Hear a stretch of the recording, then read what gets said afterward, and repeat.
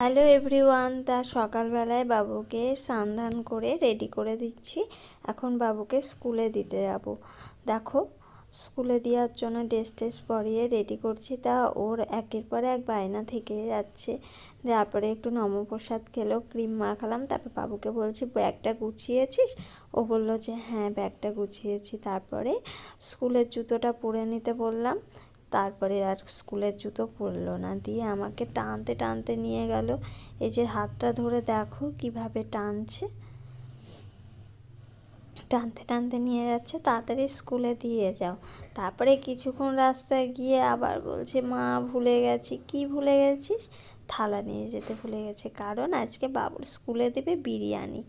বিরিয়ানি খাবে বলে থালা নিয়ে যাবে। অন্যদিন কিন্তু স্কুলে ভাত খায় না, কিন্তু যেহেতু আজকে বিরিয়ানি দিবে সেহেতু তো খাবেই। থালা দিলাম, তারপরে আবার জলটা দিলাম।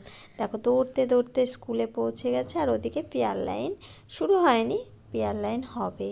তা যাই হোক, প্রার্থনা হচ্ছিল আর আমি চলে আসলাম। তা চলো, টাটা।